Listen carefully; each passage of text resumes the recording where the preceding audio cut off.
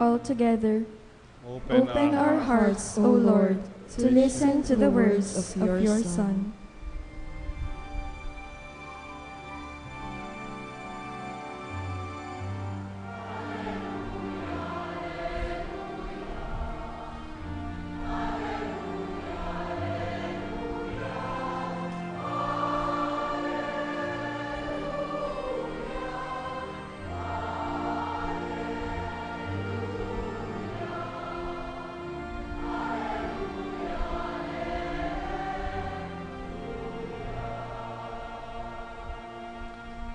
The Lord be with you. And with your spirit. A reading from the Holy Gospel according to Matthew. Glory to you, O Lord.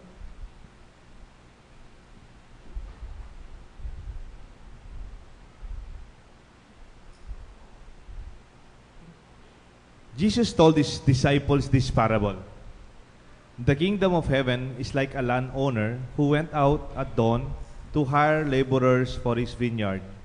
After agreeing with them for the usual daily wage, he sent them into his vineyard. Going out about 9 o'clock in the morning, the landowner saw others standing idle in the marketplace, and he said to them, "You too go into my vineyard, and I will give you what is just." So they went off. And he went out again at noon and around 3 in the afternoon, and did likewise. Going out about 5, the landowner found others standing around and said to them, "Why do you stand here idle all day?" They answered, "Because no one has hired us." And he said to them, "You too go into my vineyard." When it was evening, the owner of the vineyard said to his foreman, "Summon the laborers and give them their pay, beginning with the last and ending with the first." When those who had started about 5 o'clock, each received the usual daily wage. So when the first came, they thought they would receive more, but each of them also got the usual wage. And on receiving, they grumbled against the landowner, saying, "These last ones work only 1 hour, and you have made them equal to us, who bore the day's burden and the heat." And he said to the one in reply, "My friend, I am not cheating you. Did you not agree with me for the usual daily wage? Take what is yours and go. What if I wish to give this last one the same as you? Am I not free to do what I wish with my own money? Are you envious because I am generous?" Thus, the last will be first, and the first will be last. The Gospel of the Lord. Praise you, Lord Jesus Christ.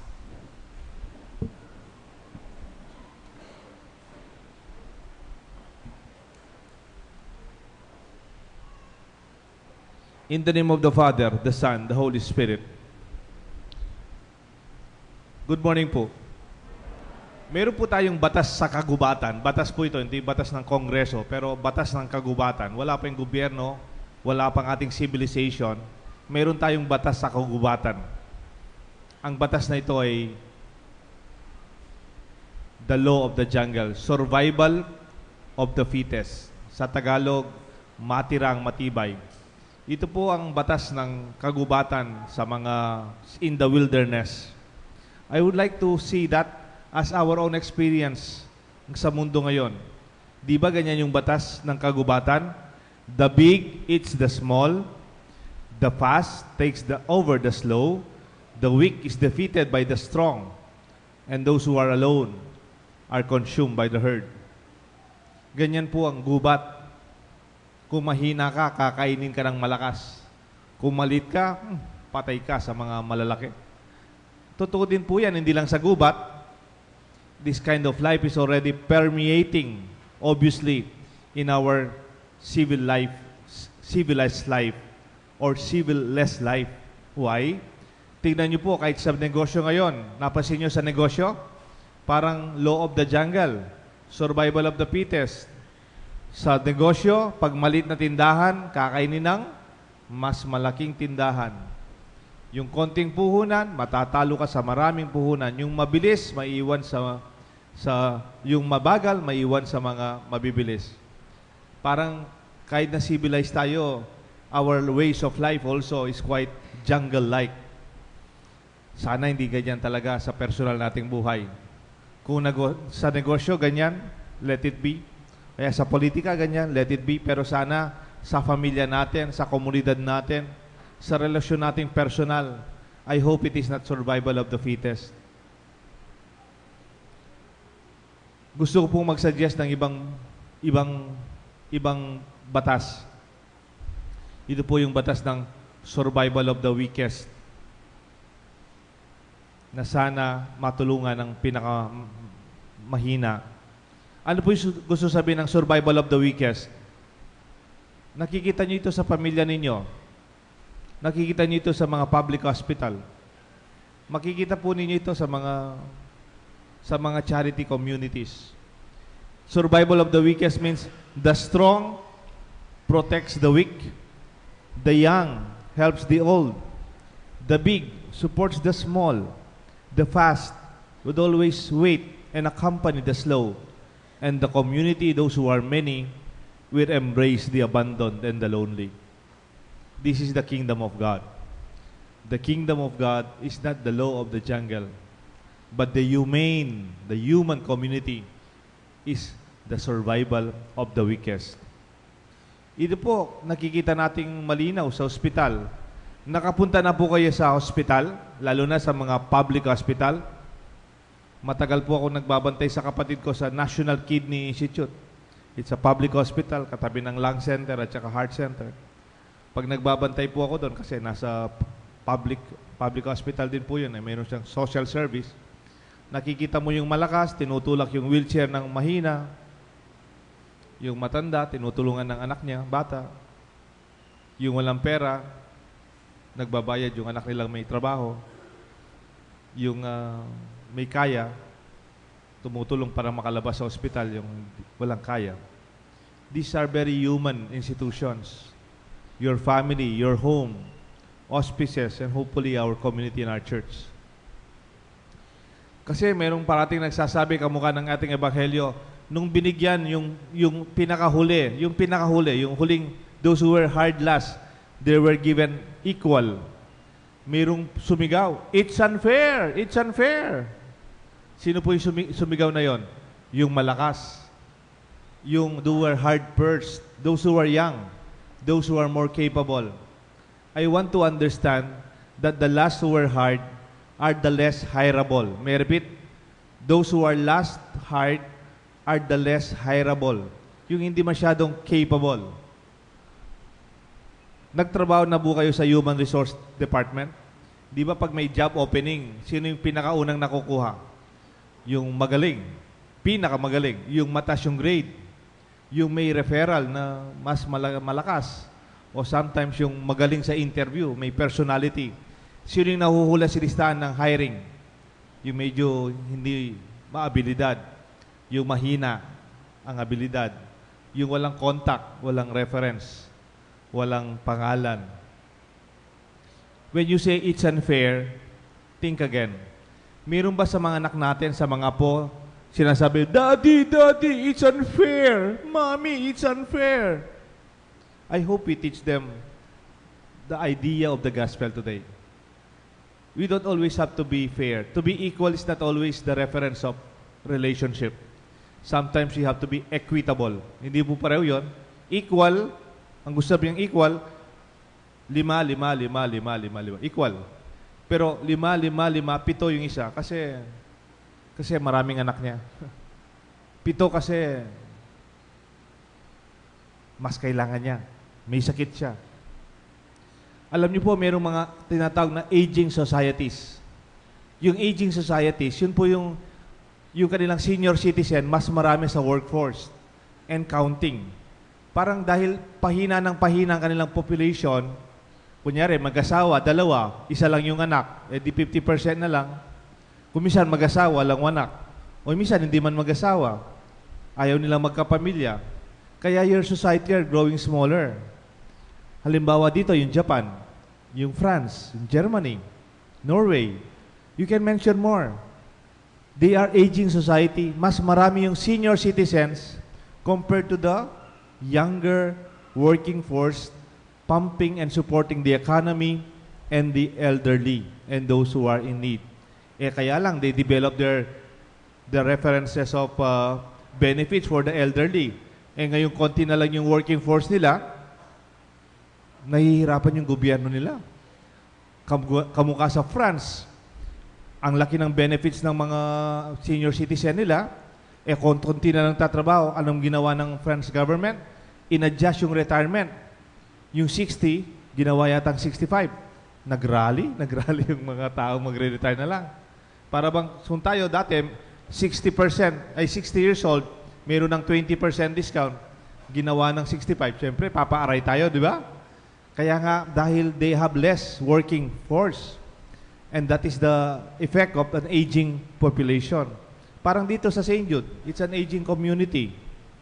Noong unang panahon, gusto ng mga taga St. Jude, 6:30 p.m. yung mass kasi nagtatrabaho sila lahat. Ngayon, lately, yung mga nagtatrabaho, nagre-retire na ngayon, karamihan. Yung mga anak nila, wala na dito sa St. Jude, di ba? Yung demographics are changing. Meron ba sa inyo, you feel bad pag yung lolo ninyo may 20% discount, kayo wala? Pwede bang nakapila kayo tapos yung lolo meron siyang senior citizen access line sa grocery? Pwede mo ba sasabihin, it's unfair, it's unfair. Ba't nauna si lolo at si lola? Do you say that? You don't have to because you have to understand. And I'm happy if our society would always give due recognition to those who need it more. Paunahin na sila. They have less in terms of strength, even in time. Meron silang 20% discount sa restaurant ba yun? Yes? Sa gamot, 32% discount. Yung movie, libre sine. Pag Lunes, mag-ingat po kayo. Baka may masagasaan kayong matanda, nanonood na sine yan. Pag nakalabas, dito sa San Fernando. And they have access lines. These are expressions of a humane society. It is not survival of the fittest. It is survival of the weakest. Our church stands for this in principle from the very, very beginning. The church stands for the last, the least, and the lost. A strong preferential for the poor. Yung mga nauli, hindi naman po sila tamad. They are enterprising but they have less in life. Parang hindi sila yung the best school, hindi sila yung the best grade, so the best references na mayroon sila. Alam niyo po, nung panahon ni Jesus, yung mga taong nakatayo sa kanto, hindi po sila tambay. Men standing by the corner, it means they are waiting to be hired for the day. Dito po sa Pilipinas, pag nakatambay ka sa kanto, umiinom ka, kaya tambay, may tato, tapos walang trabaho, o ayaw magkatrabaho. Hindi naghahanap ng trabaho. Umiinom lang. Pero sa panahon ni Jesus, those who are standing at the street corner, they are waiting for employment for the day. Alam niyo po sa New York, meron din kanyang kanto eh. During the time that I was visiting my uncle, meron kaming nadaan ng lugar. Sabi ko, Uncle, sino yung mga nakatayo sa kanto? Sabi ng uncle ko, mga ano yan, daily hiring eh. Halimbawa, meron pa silang listahan. Gardener, electrician, plumber, carpenter. Halimbawa, kailangan mong palinis yung garden mo for the day. You can pass by that corner, I need a gardener, and then siyempre yung magaling, yung maraming connection. Sila yung nahuhuli, yung medyo matanda na, medyo hindi magaling. They have less capacities. And they are still standing there at the last day of the hour, last hour of the day, because they were still hoping. Hindi po sila tamad. Ang tawag natin dyan, enterprising poor. Endeavoring poor. Hindi po pareho yung poorest of the poor, yun po yung tinutulungan ni Mother Teresa. Poorest of the poor, yung tinutulungan ng Bahay Pag-ibig. That they cannot even help themselves kasi matanda na, mahina na, may sakit na. Pero meron tayong tinatawag na enterprising poor, yung mahirap pero nagtsatsaga. Nagtitinda ng asin, nakikipaglinis, nakikipaglaba, pumapasok for the day. They are supposed to be given opportunities. Alam niyo po, hindi po pareho itong dalawang salitang ito. Hindi lang binayaran, sila ay biniyayahan. May I repeat? Mahirap po Tagalog konti, no? Yung last hard, yung mga hinar na matatanda ng by 5 o'clock, hindi naman po sila binayaran. Sila ay biniyayahan. They were given the grace. Hindi po kamukha nung nag-start ng alas 7 ng umaga, malakas po yon. They were hired. Sila ay binayaran. Pero yung mas mahina, sila ay binibiyayahan. Sino po sa inyo yung may mga anak na nag-aaral pa at may anak ka, may trabaho na? Meron na kayong sa pamilya?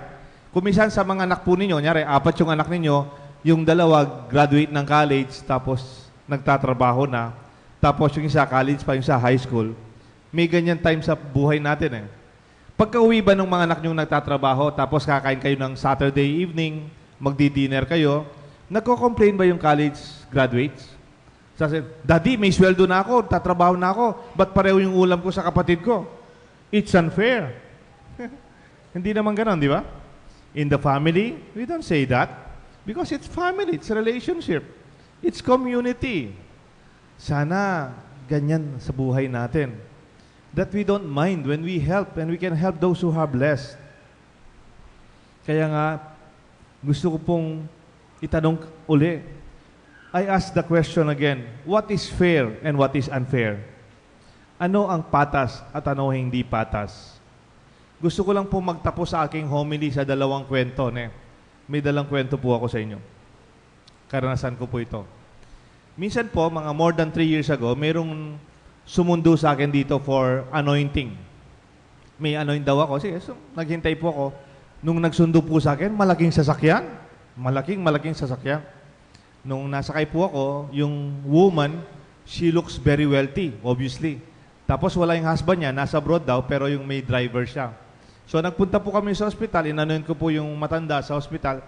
Nakalimutan ko na kung nanay niya o mother-in-law niya. Basta matandang sa ospital. Nung pauwi na kami, actually papunta pa lang kami sa ospital, nagkukwento na itong babaeng mayaman. Sabi niya, Father, alam niyo, ang may sakit na to, kagabi, ako pa tinawagan para magdesisyon saan ospital siya idadala. Ako pa man itong magdidesisyon kung pagkalabas niya sa ICU, kung anong kwarto ang gagamitin. Alam mo naman, Father, sa akin umaasa. Pag binigyan ng gamot yan, ako pa yung pagdidesisyon kung gamot niya, generic o yung branded. Parati silang tumatawag. Alam niyo po, nalungkot po ako. Habang nakikinig po ako, I felt sad for the woman. She was already in the state of grace, but she missed the grace of being gracious. Isn't it? Pag tumutulong po kayo, ako sasabi? May sinasabi yung lola ko, and I remember my lola, mas maganda na yung tumutulong kaysa sa tinutulungan. Mas masanting na sanit ang ika ng makasaw. And when you are helping, please do not broadcast it. All the more, do not complain. It's unfair. It's not. It's your grace. Your life, what you have is already God's grace for you. Take note, God is never outdone in generosity. Wala pang taong naging mahirap dahil matulungin sila. Ang sa totoo lang, yung taong matulungin, mas maggrasya sa buhay nila. Nakakalungkot naman may kaya na siya, complaining, helping others. Sayang. And the last story, 2 story po. Yung 2 stories, yung second story, ganito naman po, most recently. Mayroong nagpapamisa sa bahay nila, golden wedding daw, Thanksgiving Mass. Sabi ko, hindi yata pwedeng Thanksgiving Mass. Hindi sila pwede sa simbahan kasi daw may sakit yung tatay.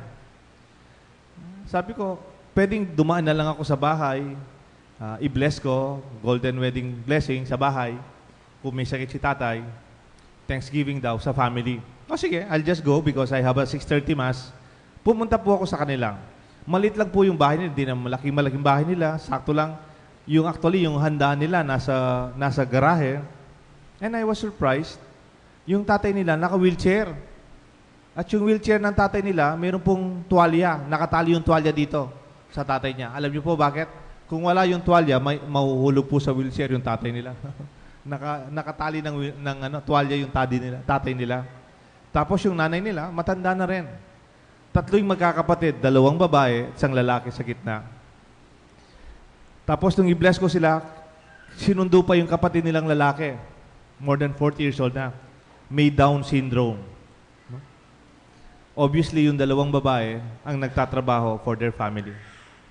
When I blessed them, they were crying.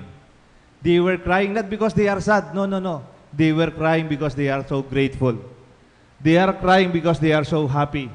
They are crying because they thank God. Wow! And during those moments, napaiyak din ako. Because I did not hear from the ate, it's unfair. We're working for Papa. We're working for Nanay. We're working for my brother na may Down. No, never. It's survival of the weakest. That is the kingdom of God in their midst. I pray that they will have this kind of family. I pray that they will have this kind of community where the weakest will be part of our mission in life. Hindi lang binabayaran tayo ay biniyayahan. Let this be our thanksgiving. Marami po sa pamilya natin, sa kalipunan natin, ang maliliit, ang naiiwan, those who are least, those who are last, and those who are lost also needs our help. And this is our good news and our challenge for all of us. In the name of the Father, and the Son, and the Holy Spirit. Amen.